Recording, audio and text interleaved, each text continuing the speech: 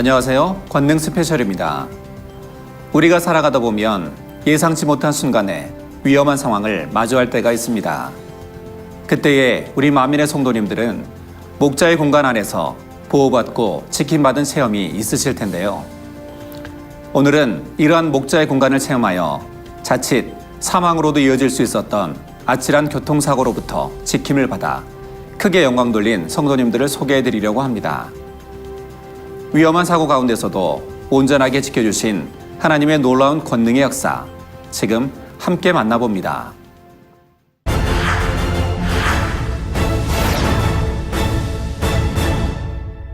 빠른 속도로 터널로 진입합니다. 2015년 10월 26일 경북 상주시 상주 터널 안에서 신호를 실은 화물차에 불이 나면서 차량이 폭발하는 사고가 발생했습니다. 도로 위에 떨어지면서 폭발한 겁니다. 불길은 주변 차량으로 옮겨 붙으면서 터널 내부는 순식간에 아수라장. 특히 사고가 난 상주 터널 안에 초등학교 수학여행단을 태운 버스가 있었습니다.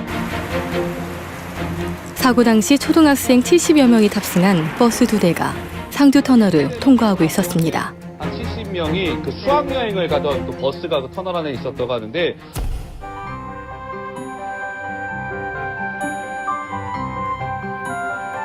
경주로 향하는 버스에는 본교회 안성재 형제도 있었다고 하는데요.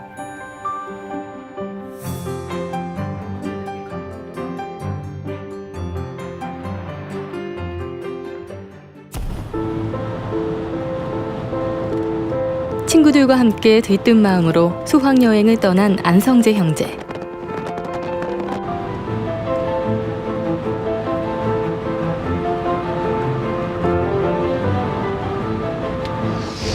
터널에서 처음에는 차 한 대가 터지는 소리가 나면서 엄청 컸는데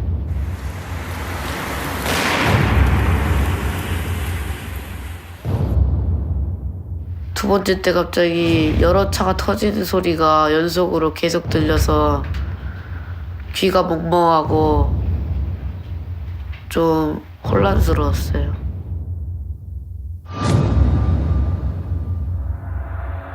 서울에서 출발해 경주로 가던 초등학교 수학여행단. 사고 지점과는 불과 50여 미. 성재 형제가 타고 있던 버스는 사고 차량에 인접해 있어 위험천만한 상황이었습니다. 터져 나왔습니다. 그러니까 점심때쯤에 수학여행 가는 그날 어느 정도 도착했나 궁금해서 이제 아이한테 문자나 이제 전화를 해 보았는데 전화도 잘 안 되어지고, 그러니까 문자도 넣었는데 아이가 답이 금방 안 오더라고요. 그래서 약간 염려가 되더라고요. 그래서 혹시 무슨 생긴 건 아니겠지만 그래도 혹시나 해서 기다렸는데 나중에 보니까 이제 아이가 그냥 사고가 났다고, 학교 수학여행 가는 차가 버스가 가다가 앞에 있는 차가 이제 사고가 나서 이제 자기네 차가 이제 지금 대피하고 있는 중이라고 그렇게 얘기하는 거예요. 그래서 너무 깜짝 놀랐죠, 저는. 사고 난 차량 바로 뒤에가 큰 탱크롤이 유조차가 바로 쫓아가는 상황이었는데, 유조차는 인화물질을 싣고 있었기 때문에 유조차가 터졌으면은 아마도 그 터널 내가 뭐 붕괴될 수 있을 만한 큰 사고로 이어질 수 있었고, 또 그 차량 바로 뒤에 또 성재가 탄 관광버스가 가고 있었기 때문에 아주 큰 사고로 이어질 수 있었던 사고였었던 것 같아요. 네, 아이가 이제 제가 연락을 취했을 때 연락이 안 됐었는데, 다음에 또 연락 취했을 때 왔을 때는 그 뉴스에 그 자신의 이제 학교가 속보로 나왔다고, 언론 보라고 그래가지고 그 TV에 바로 나오더라고요, 정말. 그래서 이 현장에 우리 아이가 있다는 사실이 믿기지가 않았고요. 예, 너무 놀랐죠. 예. 사고 여파로 상주 터널 하행선 운행이 그 안전에 대해서 많이 생각하는 이때 아들이 수학여행 갔을 때 그래도 우리는 그 목자의 양떼라는 것을 믿기 때문에 뭐 안전하게 갔다 오겠지 하고 생각을 하고 있었는데, 이렇게 사건이 일어났다는 소식을 듣고 또 동영상을 보고 하나님께서 정말 지켜주셔서 우리 아들을 다시 볼 수 있구나. 진짜 못 볼 수도 있는 상황이었는데 다시 볼 수 있구나 그런 생각을 했습니다. 목자의 공간 안의 성재 형제는 물론 친구들까지 온전하게 지킴받을 수 있었습니다.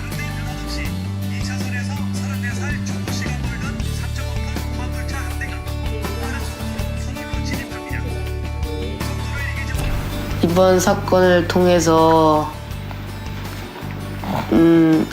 하나님께 감사하고 목자님께 감사했어요. 그리고 제가 안 다친 것과 동시에 친구들도 다 무사히 수학여행에 갔다 와서 감사했어요.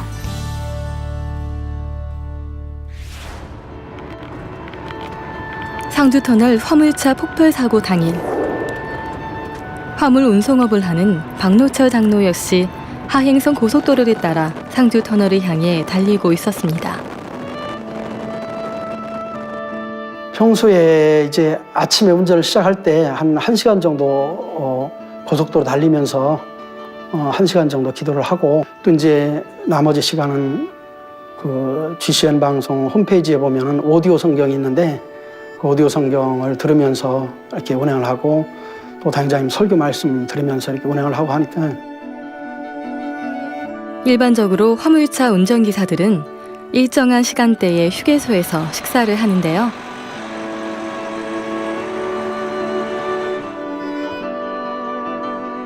하지만 그날은 평소와 달랐다고 합니다.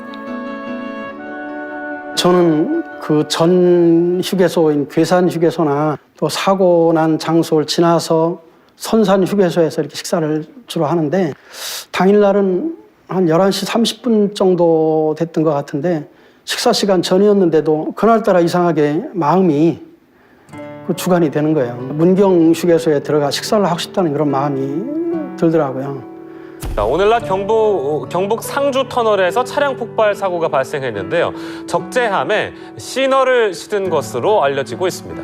이제 식사를 하고 끝나고 나서 일어서면서 정면에 보니까 이제 TV가 나오고 있더라고요.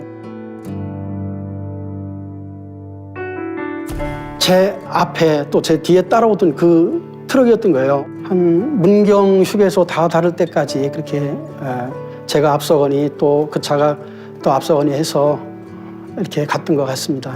만약에 문경 휴게소로 식사를 하러 들어가지 않고 상주터널로 곧바로 운행을 했다고 그러면은 아마 그 차에 바로 뒤에 있었지 않았나 생각이 돼서 너무 깜짝 놀랐습니다.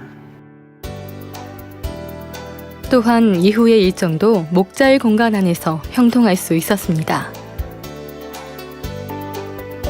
상주 IC쯤 가니까 그 교통경찰관들이 차를 상주 톨게이트 쪽으로 유도를 해서 국도로 빠지도록 그렇게 유도를 하고 있는 것이었어요. 그래서 저는 이제 국도로 빠져서 대구의 그 목적지까지 시간이 넉넉하게 이렇게 도착을 할 수가 있었는데 나중에 뉴스를 들어보니까 그 상주터널 근방에 있었던 차들은 보통 3시간에서 6시간 정도 움직이질 못하고 그 자리에 있었다고 그러더라고요.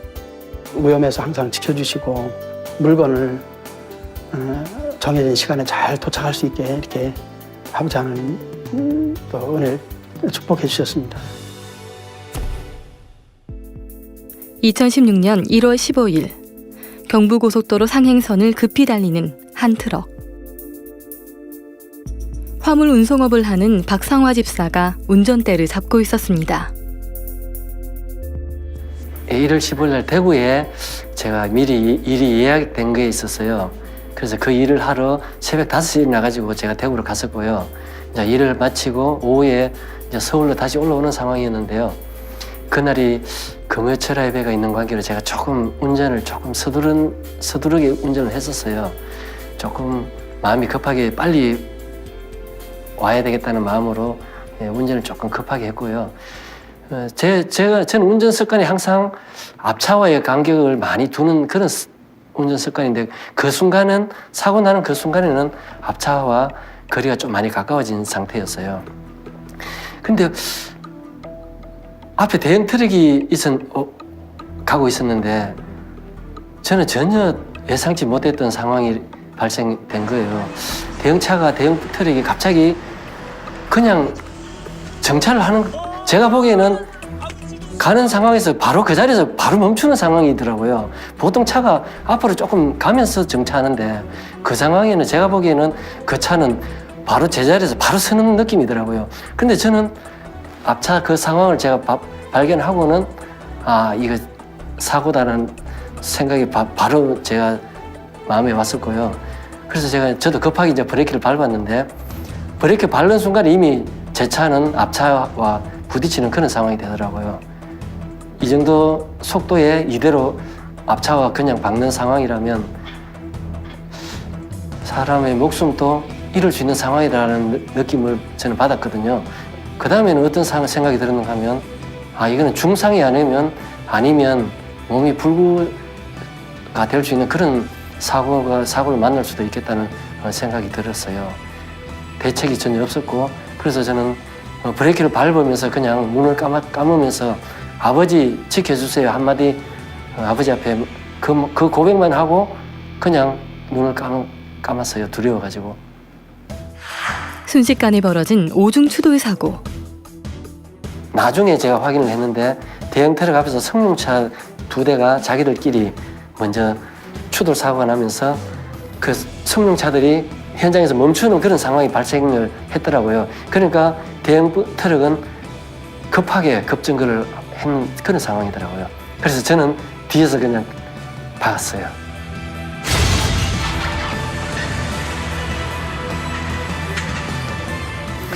충돌하고 난 상황을 하고 난 다음에는 제가 감았던 눈을 떴죠. 눈을 뜨고 보니까 정말 표현하기 어려울 정도로 어떻게 표현할 수 없을 정도로 차 안이 정말 엉망이 돼 있더라고요. 엉망이 돼 있고 제가 눈을 뜨니까 제 눈 바로 앞에 차 앞 유리가 그냥 바로 눈앞에 있어요. 그래서 그 순간에 저는 아버지께서 확실하게 지켜주셨구나 하는 그런 마음이 확실히 왔었고요. 제 무릎뼈가 상당히 아팠거든요. 바로 핸드폰을 찾아가지고 핸드폰을 들고 당장님 사삼 기도를 일단 먼저 받았어요. 차 앞부분이 밀려 들어오면서 이 무릎을 완전히 밀착시켰어요. 단 1mm의 여유도 없이 무릎이 밀착이 되어 있어가지고 제가 사실 무릎 통증이 굉장히 심했었는데 이 생각까지 했어요. 제가 이 구조대가 와서 나를 차에서 꺼내줄 그동안에 내가 이 통증을 내가 과연 견뎌낼 수 있을까? 이 생각까지 했었거든요. 사삼 기도를 받고 나니까 그 이후로는 통증 자체가 전혀 없었어요.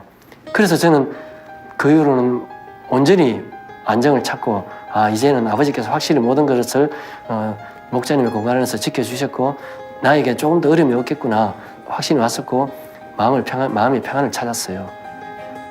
차 앞부분이 모두 찌그러질 만큼 처참했던 교통사고 현장.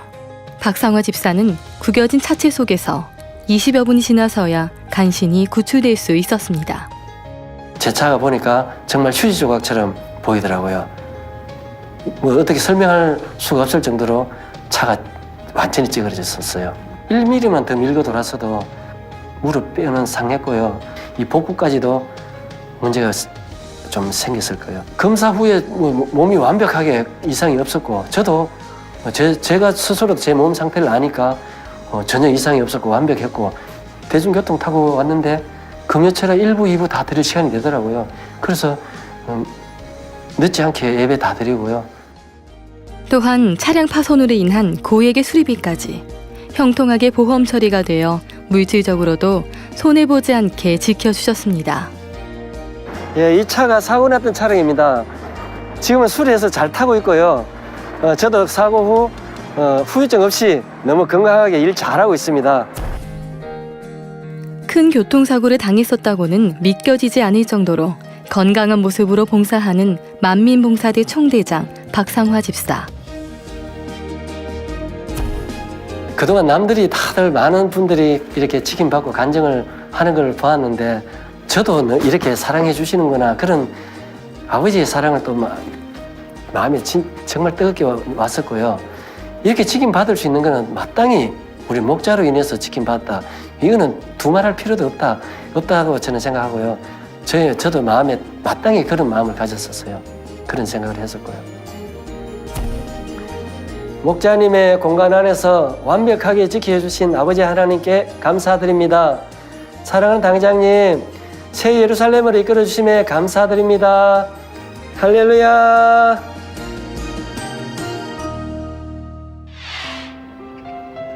오늘부터는 나의 생일은 이제 2월 19일이다. 또 모든 것이 바뀌기 시작한 날. 인생의 터닝 포인트라고 해야 되겠죠. 그 카센터를 하는 친구한테 보여줬어요.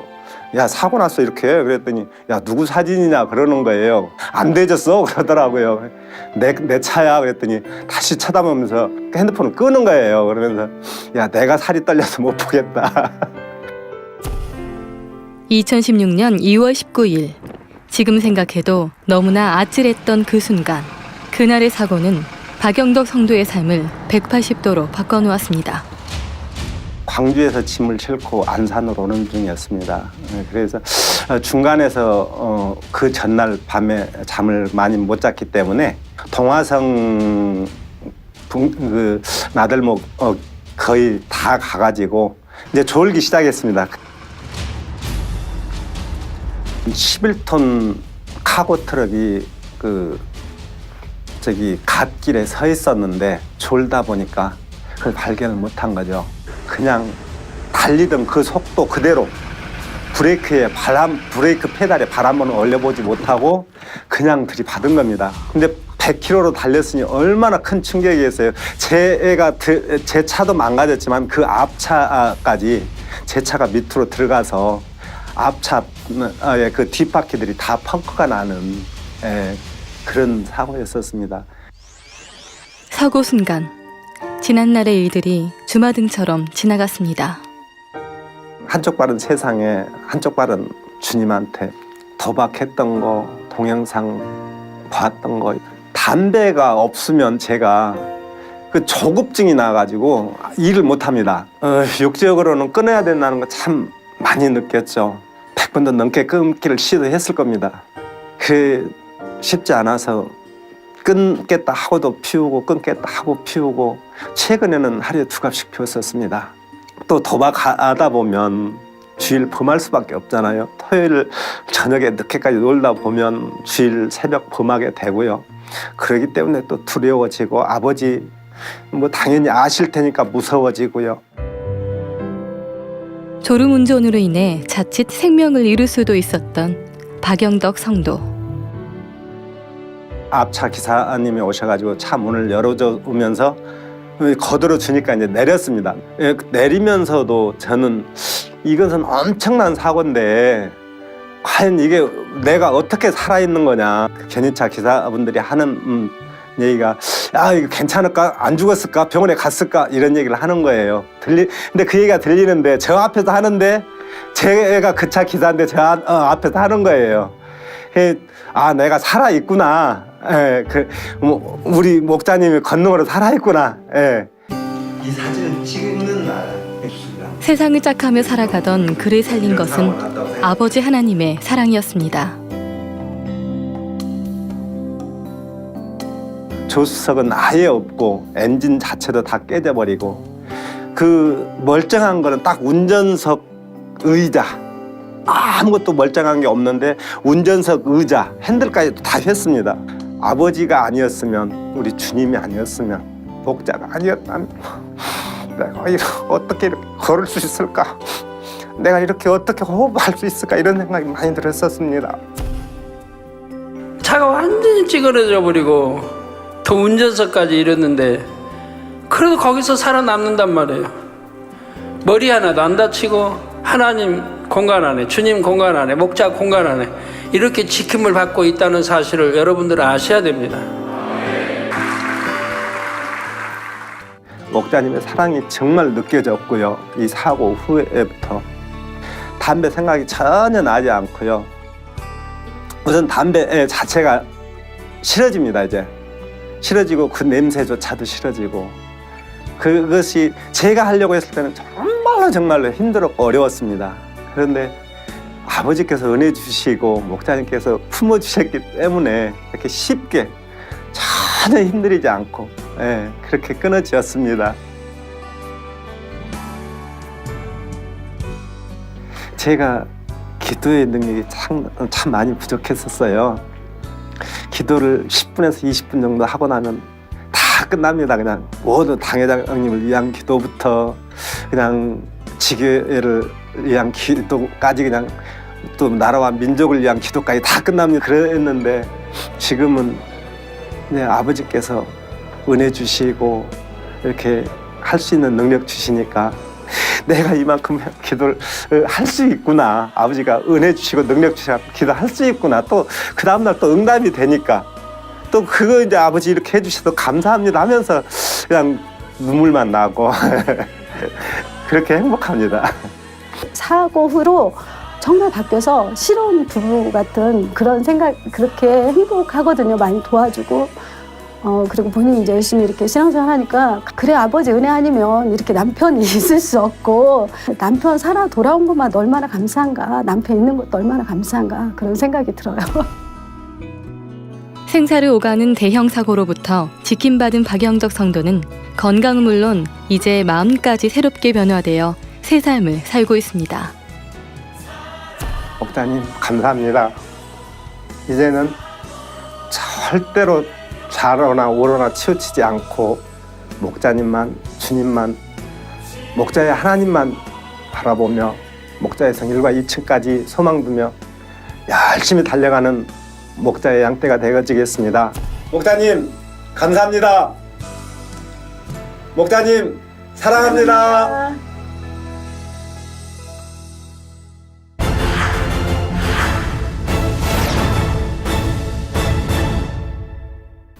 CCM 방송 시청자 여러분, 오늘 권능 스페셜에서는 교통사고로부터 지킴받은 성도님들의 간증을 보셨는데요.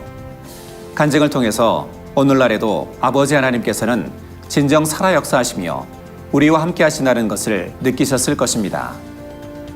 범사에 살아계신 아버지 하나님을 인정하고 의지하셔서 그 사랑을 마음껏 느끼는 시청자분들이 되시길 바랍니다. 다음 시간에는 교통사고로부터 지킴받은 성도님들의 간증 두 번째 시간으로 찾아뵙겠습니다. 그 누구도 부인할 수 없는 아버지 하나님의 크신 권능을 전하는 권능 스페셜. 저는 다음 시간에 뵙겠습니다. 감사합니다.